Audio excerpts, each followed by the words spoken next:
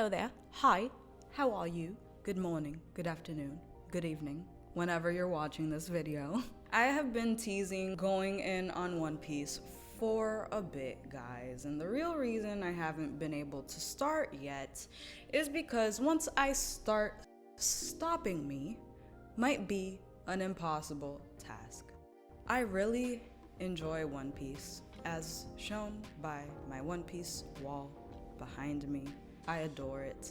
It is probably one of my favorite series ever. And WANO-KUNI, the current arc, has been the most explosive arc so far, probably. It's been going for like 4 years now. It started in like 2018 for the manga, and it's been so dense story-wise and juicy that it really doesn't feel like it's been going for that long, and it's just been such a joy to watch. And at this point, we've watched our main character Luffy get his ass handed to him many times now. How many times has it been exactly? We don't know.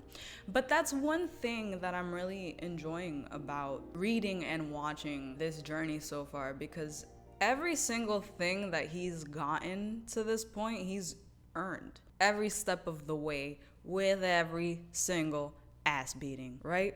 Stay with me here. This arc has been the culmination of events from so many arcs past. Skypiea, Punk Hazard, Dressrosa, Zoe, Whole Cake Island. So many journeys are converging here, and we're finally meeting the Yonko that we have been waiting to meet for so long. We finally meet Kaido. Kaido-sama. And in this arc, he's teaming up with none other than Big Mom.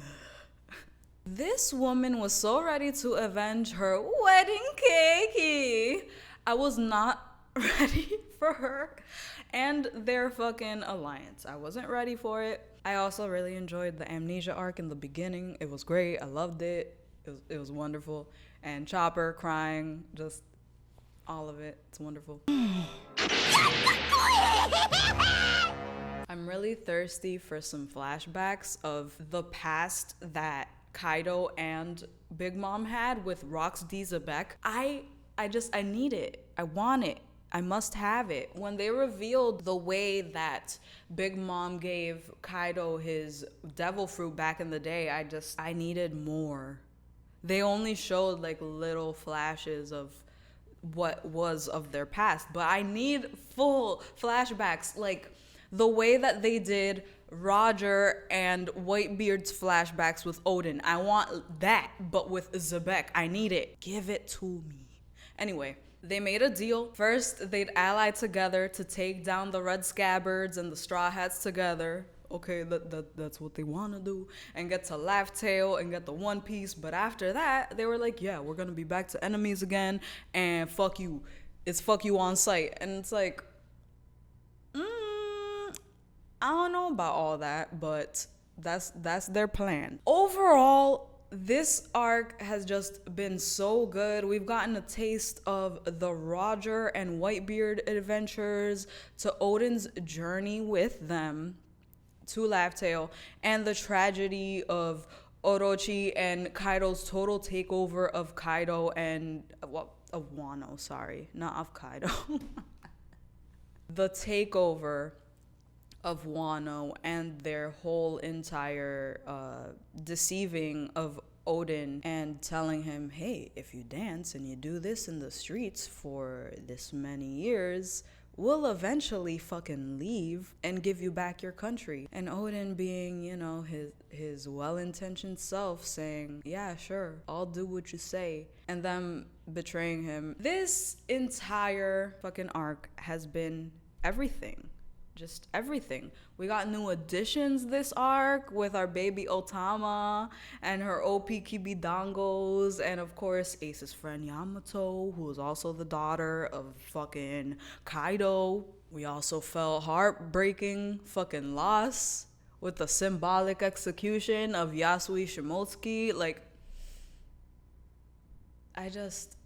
this entire arc has been everything. And we got the first crazy twist that fucking forced me to get back into the manga and get current again, because before this crazy twist with Kanjuro betraying them, I honestly wasn't reading the manga currently. I was letting the chapters stack up and binging them. That's what I tend to do. As y'all know, I'm a binger. I like to do that. I don't like to be waiting week to week. I'm anxious like that. But when that chapter came out, bro, I could not.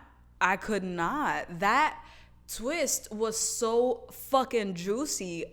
I'm back to reading chapter week by week, waiting to see what happens. Like, I don't think I've ever been this invested since maybe Whole Cake Island. Like, in the beginning, when Pudding revealed that she had the fucking eye in her forehead, I don't know, man. I haven't felt this strongly in a One Piece arc in a while, and I feel so fucking hyped for what's gonna come next. Anyway, Luffy's training while he was imprisoned in Udon was probably a favorite section for me, while he was learning Ryuo with Hyogoro, who's an absolute goat of a character, by the way. I really enjoyed how it was animated in the anime too, because in the manga it doesn't really show like the petals and the glow that you see in the anime. Obviously it's less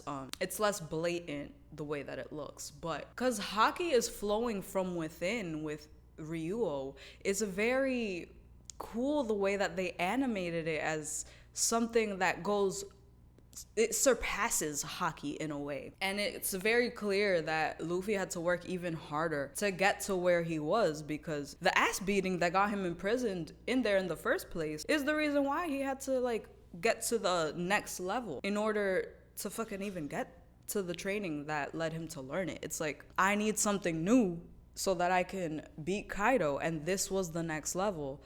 Of course, once we get outside of Udon and we get to the next fight with Kaido, he realizes that even Ryuo isn't enough. He needs something else. And I love that about these fights.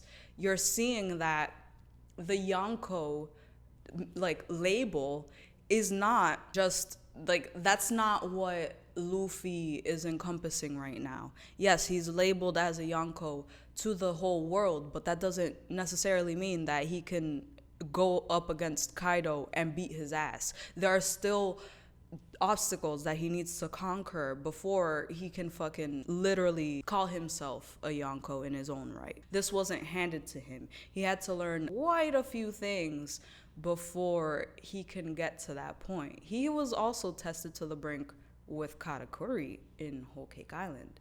If you want to be king of the pirates, that shit is not gonna be a walk in the park. And the same can be said for all of the Straw Hats. He wasn't the only one jumping hurdles in this arc. As you can see, Zoro is going through some shit with Enma.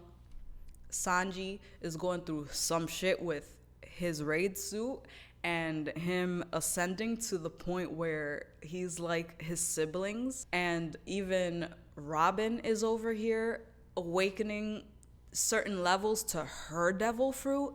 Throughout these arcs in this manga, there is, and there always has been, one common theme with the Straw Hats. They are going to be the strongest pirate crew.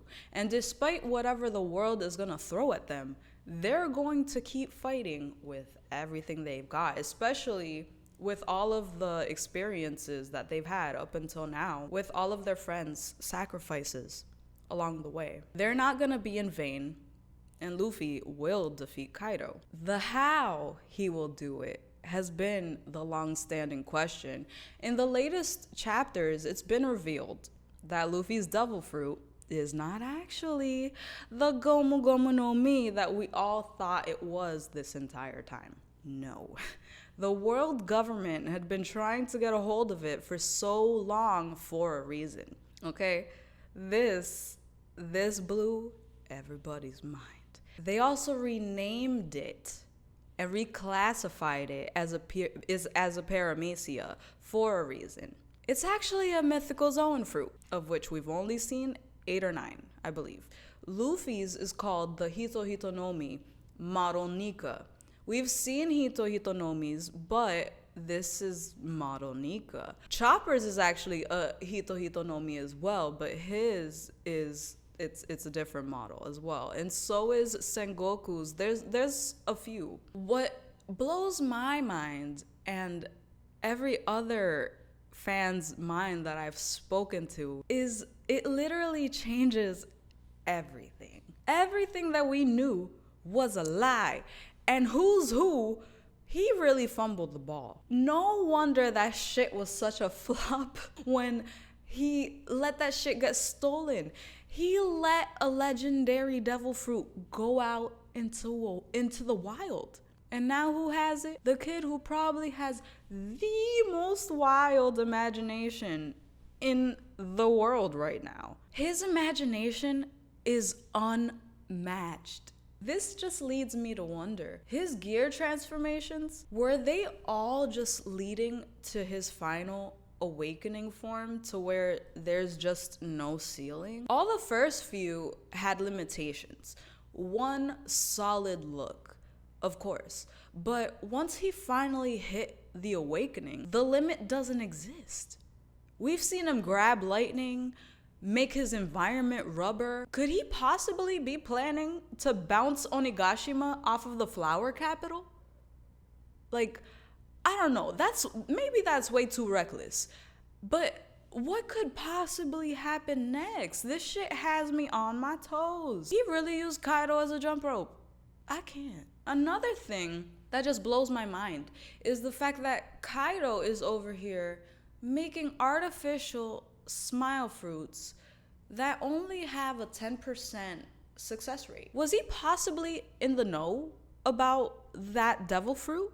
Was Dr. Vegapunk, when he was doing his experiments, was Kaido experimented on and then later inspired into trying to artificially recreate it? I just have so many questions, man. Oda has a special way of leaving information throughout his arcs that only lead to even more questions that only get answered years and years later. And we're all collectively theorizing as Pepe Sylvia's here.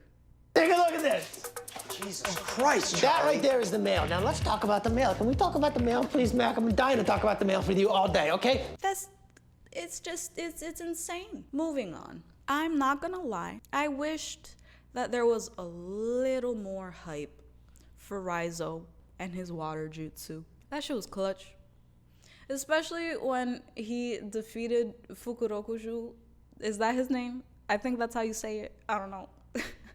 I know that it was a long battle and everybody was like annoyed by the end of it, but like the whole point was that he withstood the flame the whole time, guys. Remember, he was the one who couldn't take the heat out of the 9 of them, and he did it for Odin and his fellow samurai.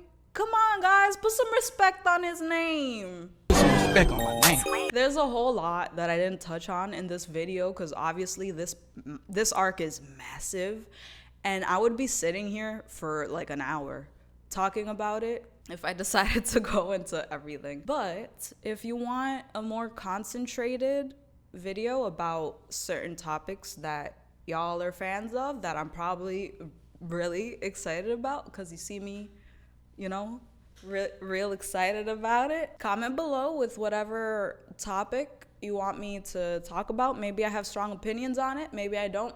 I'll think about it. I'll think about if I want to cover it or not. And I'll see you next time. By the way, where the fuck is Denjiro?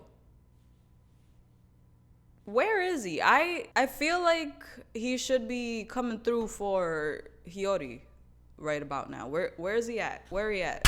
Where they at? Anyway, see y'all next time. Bye.